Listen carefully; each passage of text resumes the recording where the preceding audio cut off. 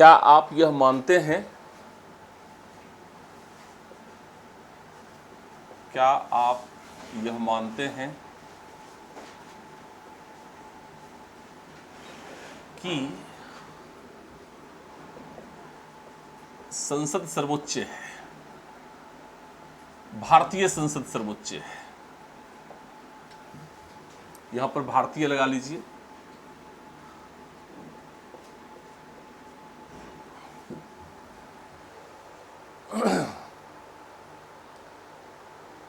इस कॉन्सेप्ट को आपको ध्यान में रखना चाहिए।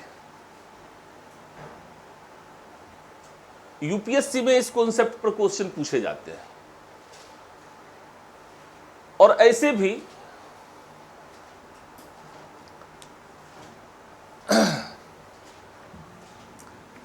हमारा जो इंडियन पार्लियामेंट है वह ब्रिटिश पार्लियामेंट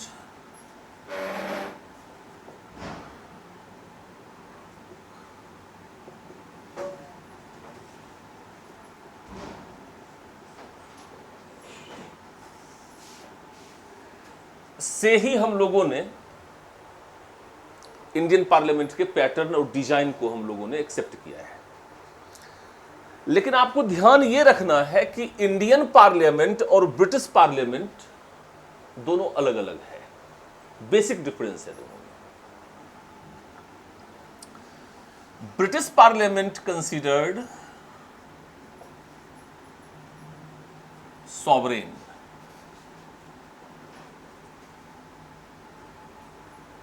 अर्थात ब्रिटिश संसद संप्रभु मानी जाती है,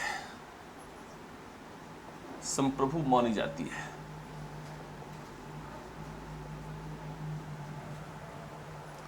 ब्रिटेन में एक कहावत है कि पार्लियामेंट सिर्फ एक काम नहीं कर सकती है, बाकी के सारे काम कर सकती है। तो कहते हैं कि वो कौन सा काम पार्लियामेंट, ब्रिटिश पार्लियामेंट नहीं कर सकती है? तो कहते हैं कि मेल को वह फीमेल नहीं बना सकती और फीमेल को वह मेल नहीं बना सकती। ये प्रोवर्ब्स चलता है वहां पर।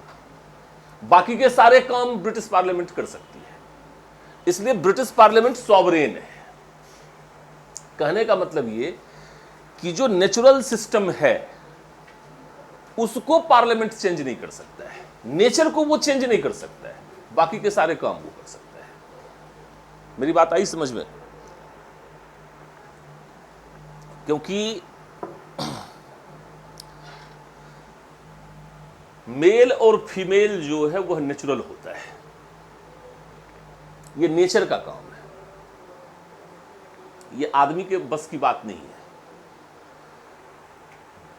लेकिन अगर आप इंडियन पार्लियामेंट की बात करेंगे तो इंडियन पार्लियामेंट सॉवरेन सामान्यतः नहीं माना जाता है।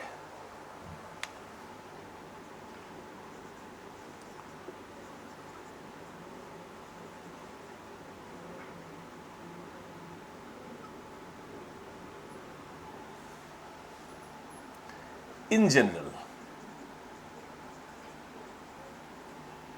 not considered as sovereign. सामान्यतः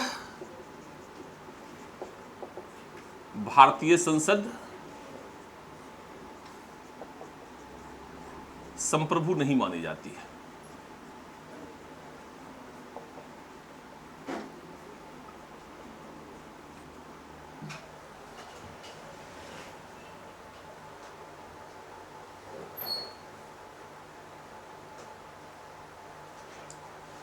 क्यों संप्रभु नहीं मानी जाती?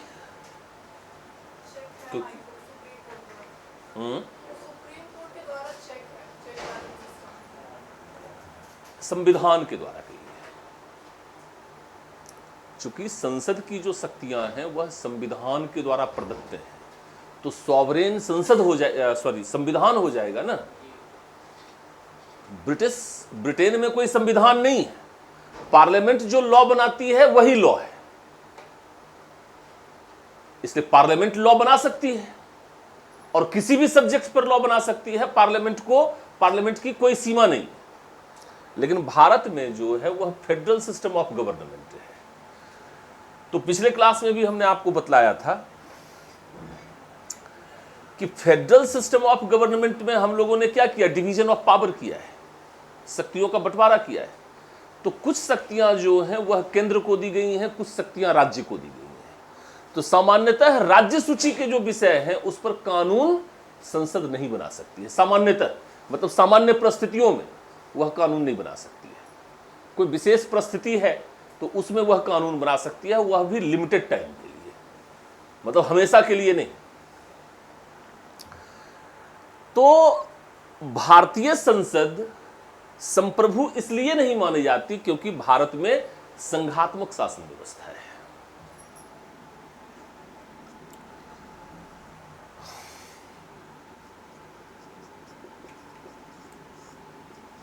क्योंकि भारत में संघात्मक शासन व्यवस्था है।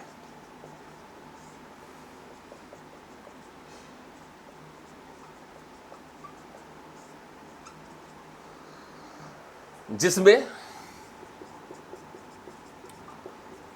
केंद्र व राज्यों के बीच शक्तियों का बंटवारा होता है।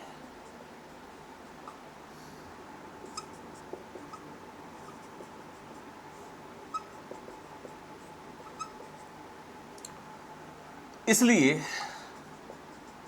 संसद राज्य सूची के विषयों पर सामान्यतः कानून नहीं बना सकता।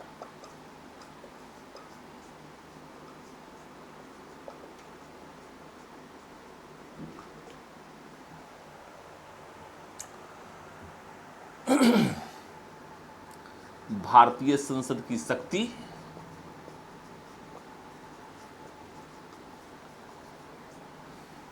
संविधान द्वारा प्रदत्त है।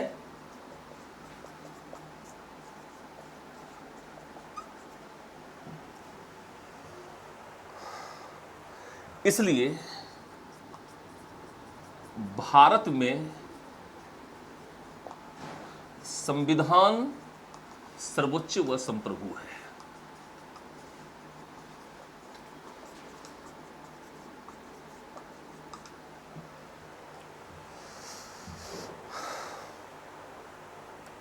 In India, there is a federal system of government. In India, there is a federal system of government in which there is division of power between center and state.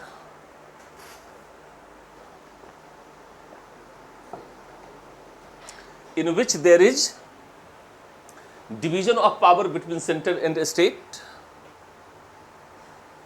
Therefore, in general, Parliament can't make laws on the subjects of state list.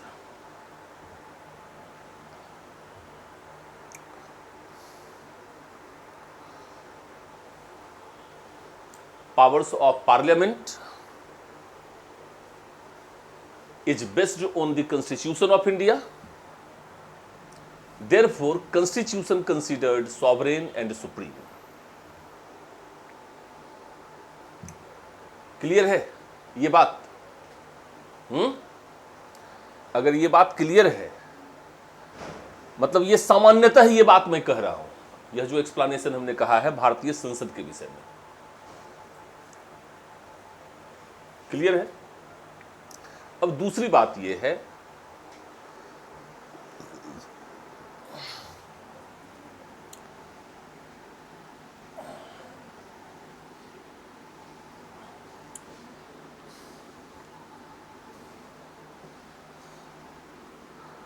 भारतीय संसद जो है वह प्रतीकात्मक रूप में सर्वोच्च और संप्रभु है, लेकिन भारतीय संसद प्रतीकात्मक रूप में सर्वोच्च व संप्रभु है।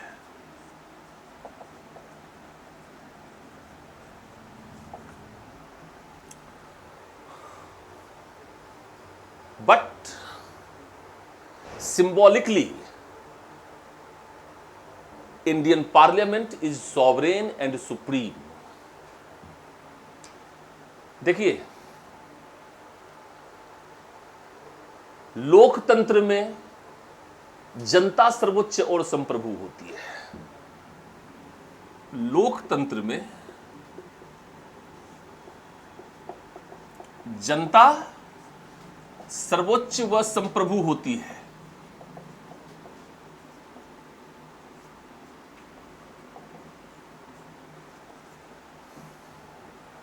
In democracy, there is concept of people's sovereignty।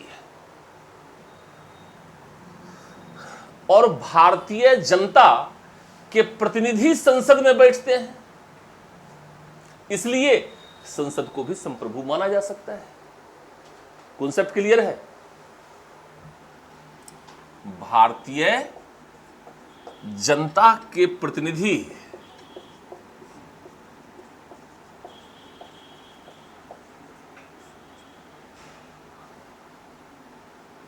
संसद में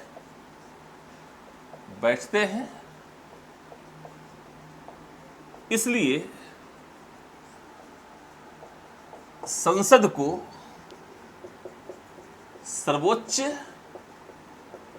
व संप्रभु माना जाता है। The representatives of peoples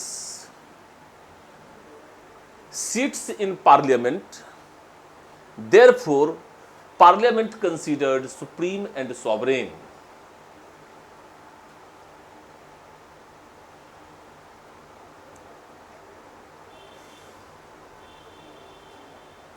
ठीक है, अब हम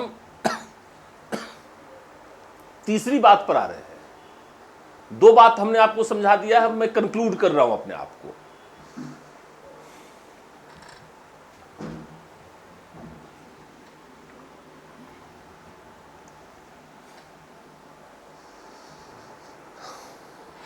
भारतीय संसद को हमने प्रतीकात्मक रूप में संप्रभु माना, क्योंकि जनता को संप्रभुता प्राप्त है और जनता के प्रतिनिधि संसद में बैठते हैं, इसलिए प्रतीकात्मक रूप में संसद को हम सर्वोच्च और संप्रभु मान सकते हैं।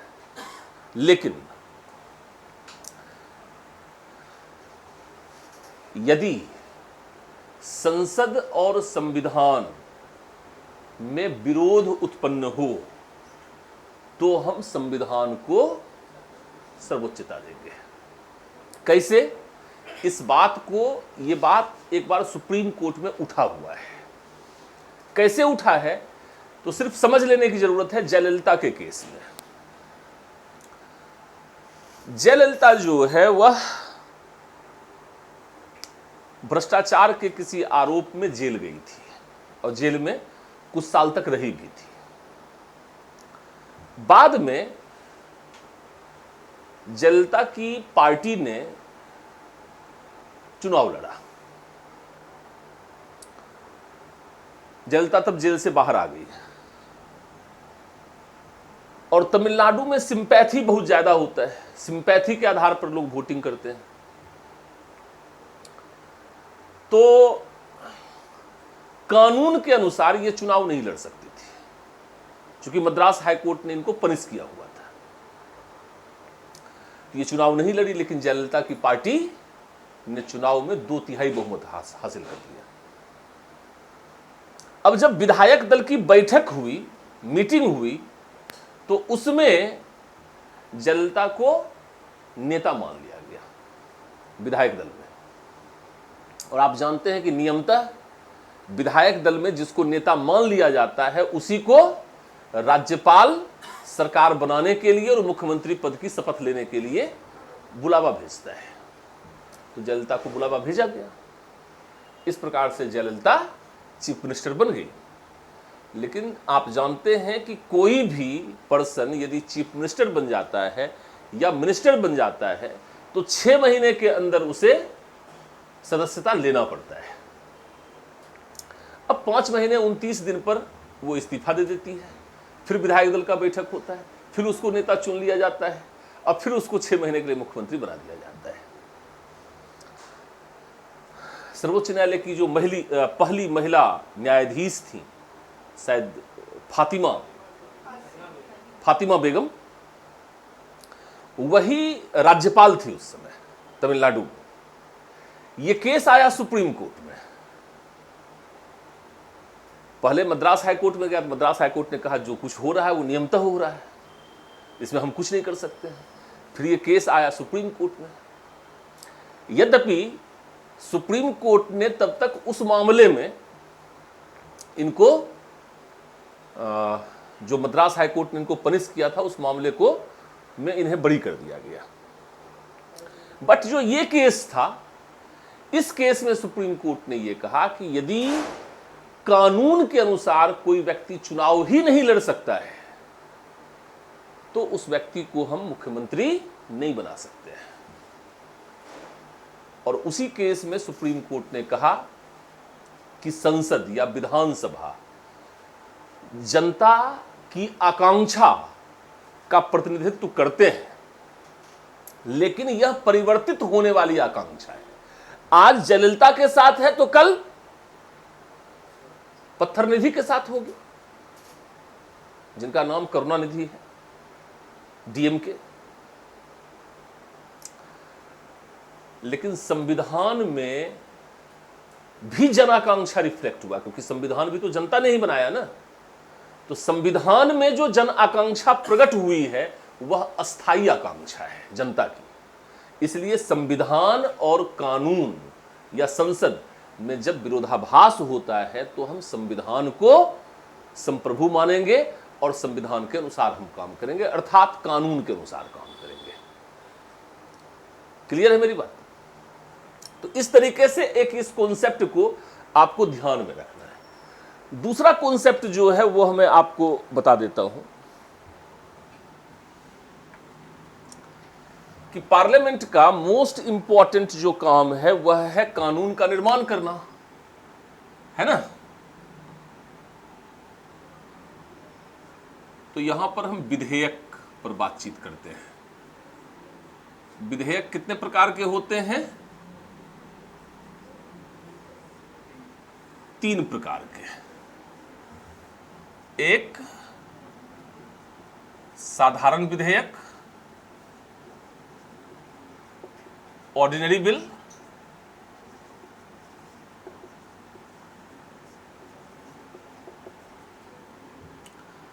दूसरा संविधान संशोधन विधेयक।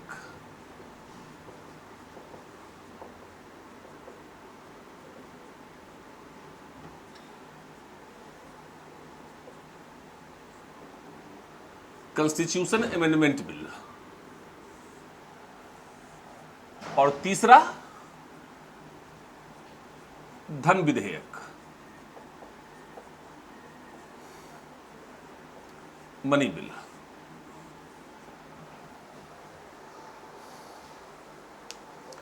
तीन ही विधेयक होते हैं, याद रखिएगा, कहीं भी कॉन्सेप्चुअल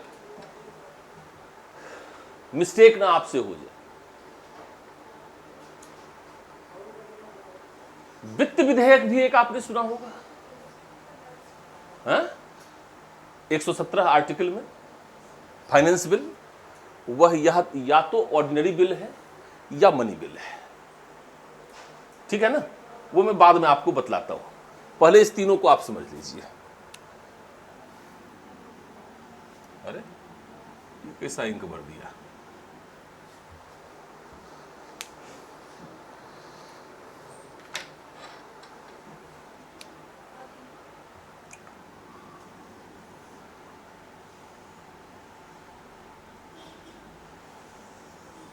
इसको खाली समझ लीजिएगा आप।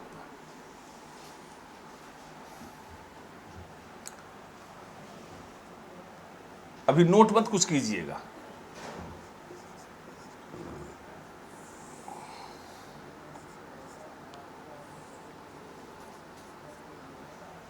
लोकसभा, राज्यसभा, विधानसभा, विधान परिषद, चारों को मैं एक ही साथ ले आता हूं। पहले हम ऑर्डिनरी बिल पर बात करते हैं।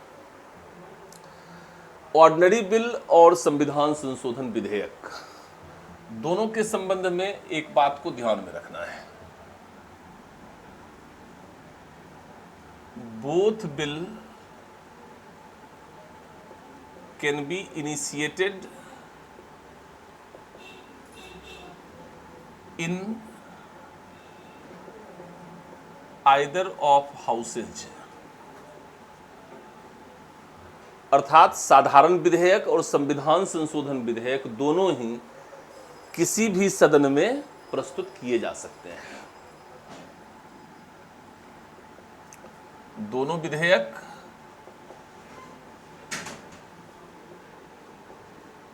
किसी भी सदन में प्रारंभित हो सकते हैं।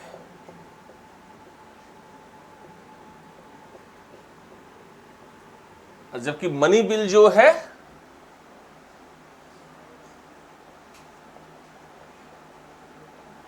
इनिशिएटेड ओनली बिफोर लोकसभा, जबकि धन विधेयक लोकसभा में ही प्रारंभित हो सकता है।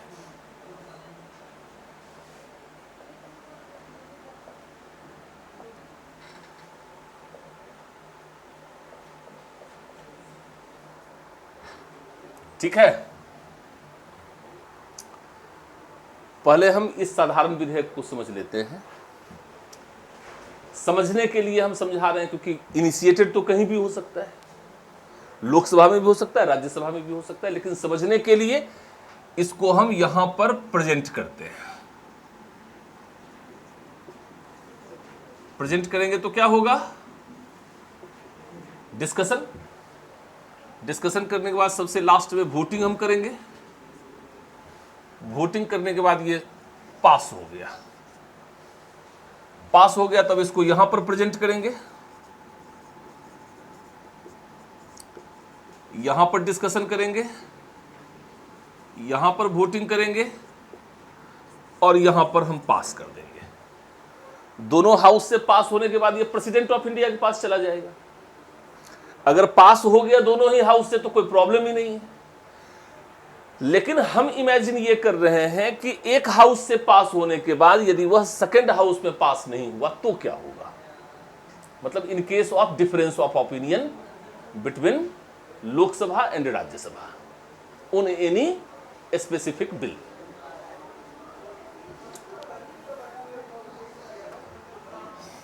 तो लोकसभा और राज्यसभा दोनों को मैं मिटा देता हूं। अब यहां पर क्या होगा?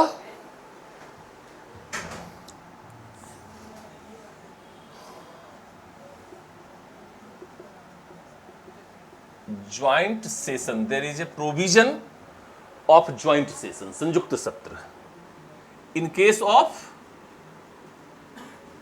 Difference of opinion.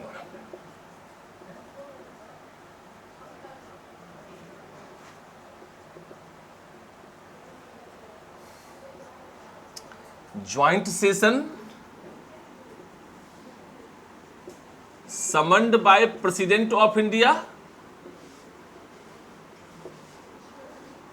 after 6 months of disputes, right? Joint session chaired by a speaker and passed by simple majority.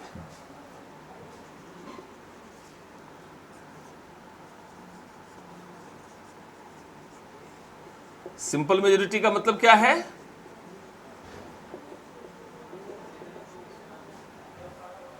%50 plus 1 of the voted and presented.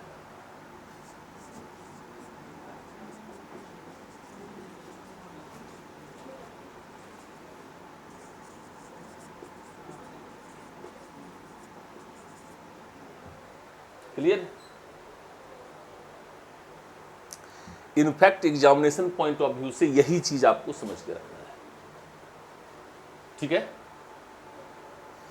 मेरे कहने का मतलब यह है कि यदि लोकसभा और राज्यसभा में किसी विधेयक को लेकर यदि कोई विवाद उत्पन्न होता है तो विवाद उत्पन्न होने के 6 महीने पश्चात राष्ट्रपति दोनों सदनों का संयुक्त अधिवेशन बुलाएगा। क्लियर है मेरी बात? और उस संयुक्त अधिवेशन की अध्यक्षता लोकसभा अध्यक्ष करेगा और सामान्य बहुमत से, अर्थात मतदान करने वाले और उपस्थित होने वाले सदस्यों का के आधे से अधिक से इसको यदि पारित कर दिया जाता है तो विधेयक को हम पारित मान लेंगे, अन्यथा नहीं। इसमें एक बात ऑलरेडी आपको समझ में आ रहा होगा कि चूंकि लोकसभा की सदस्य संख्या राज्यसभा की सदस्य संख्या के 2 गुने से भी ज्यादा है, इसलिए इसमें लोकसभा को वरीयता मिल जाता है, एक एज मिल जाता है। क्लियर है मेरी बात?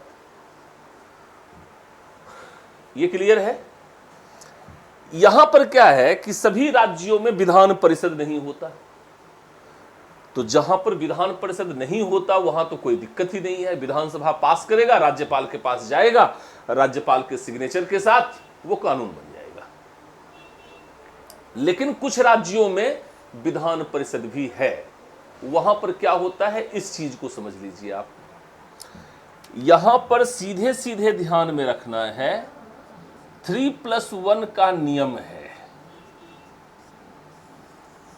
ज्वाइंट सेशन राज्य स्तर पर किसी विधेयक पर विवाद होने की स्थिति में नहीं बुलाया जाता है।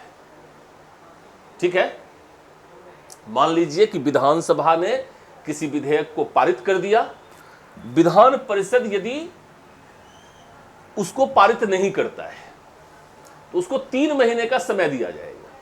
मतलब यह कि विधानसभा से पास होने के पश्चात 3 महीने के भीतर विधान परिषद को उसे पारित करना होता है। यदि विधान परिषद ने उस 3 महीने की अवधि में उसको पारित नहीं किया तो 1 महीना उसको और दिया जाएगा। यदि इस 1 महीने में भी वह इसे पारित नहीं करता है तो वह पारित मान लिया जाएगा।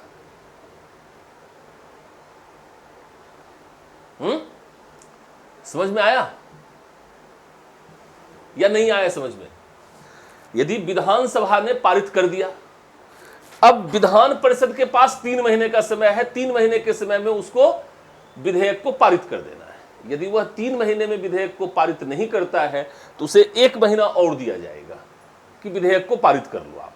लेकिन इसके बाद भी अगर आप पारित नहीं करते हो तो विधेयक को पारित मान लिया जाएगा। अर्थात ये वाला रूल नहीं है, ज्वाइंट सेशन वहां पर नहीं होता। क्लियर है? बाकी ज्वाइंट सेशन पर बात चली है तो एक चीज इसको भी ध्यान में रखना कि संसद में भी और राज्य विधायिका में भी संयुक्त सत्र जो है उसका प्रावधान है। प्रत्येक वर्ष का जो पहला सत्र होगा वह केंद्र स्तर पर भी और राज्य स्तर पर भी वह संयुक्त सत्र होगा। साथ ही सामान्य चुनाव के पश्चात जो प्रथम सत्र होगी वह भी संयुक्त सत्र होगा। जैसे मान लीजिए इस वर्ष चुनाव है, चुनाव के बाद जब लोकसभा का गठन हो जाएगा तो फिर संयुक्त सत्र आएगा।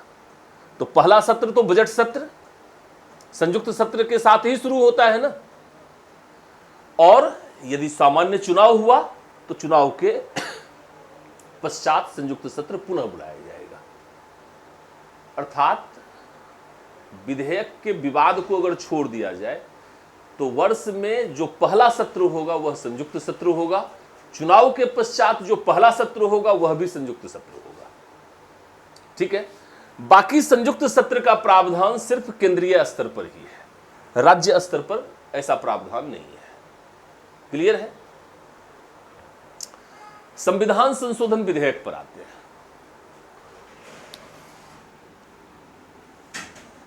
यहां पर लोकसभा लिखते हैं और यहां पर राज्यसभा लिखते हैं, क्योंकि संविधान संशोधन विधेयक को विधानसभा या विधान परिषद में इनिशिएट किया ही नहीं जा सकता है, प्रारंभित किया ही नहीं जा सकता।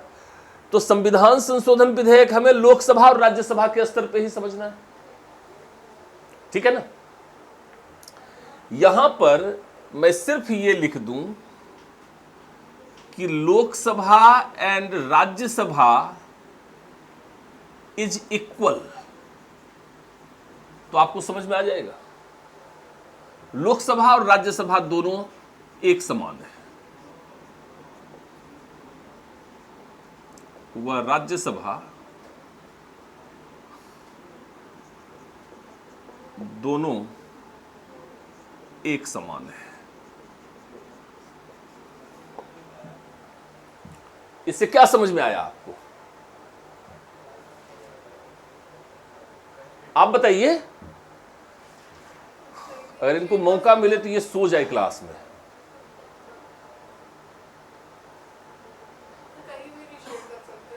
वेरी गुड, ये तो हम पहले ही बता चुके हैं, तो ये बात लिखने की क्या जरूरत थी। दोनों की शक्तियां इस मामले में एक समान हैं। इसका मतलब क्या है? अगर लोकसभा ने पारित कर दिया और राज्यसभा ने उसको पारित नहीं किया तो वह वहीं पर समाप्त हो गया। ज्वाइंट सेशन का कोई प्रावधान नहीं है। या यदि राज्यसभा ने पारित कर दिया, लोकसभा ने उसको रिजेक्ट कर दिया, तो वो वहीं पर समाप्त हो गया। क्लियर है? इक्वल पावर्स है दोनों के पास और संयुक्त सत्र का कोई प्रावधान नहीं है। दो बात नोट करके रखिएगा।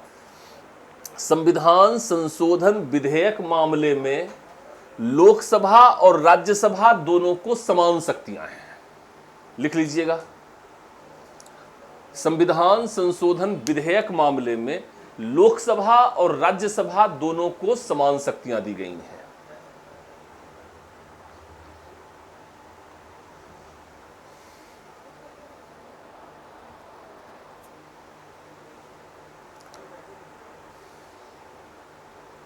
On constitution amendment bill, Lok Sabha and Rajya Sabha has equal power. दूसरा,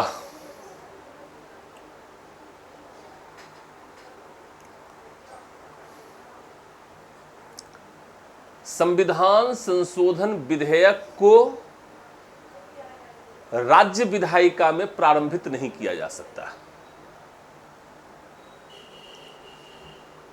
Constitution Amendment Bill cannot initiated in state legislature। और इस संदर्भ में तीसरी महत्वपूर्ण बात, संविधान संशोधन विधेयक को स्वीकृति देने से राष्ट्रपति मना नहीं कर सकता।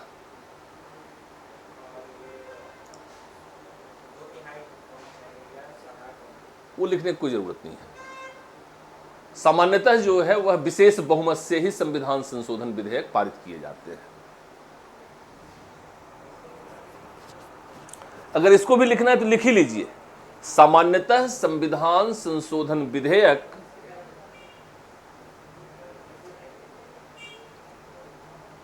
विशेष बहुमत से पारित किए जाते हैं। In general, Constitution Amendment Bill passed by special majority। एक मिनट। लेकिन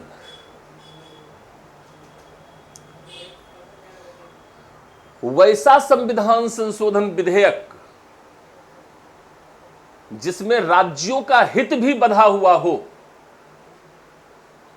लेकिन वैसा संविधान संशोधन विधेयक जिसमें राज्यों का हित भी हो,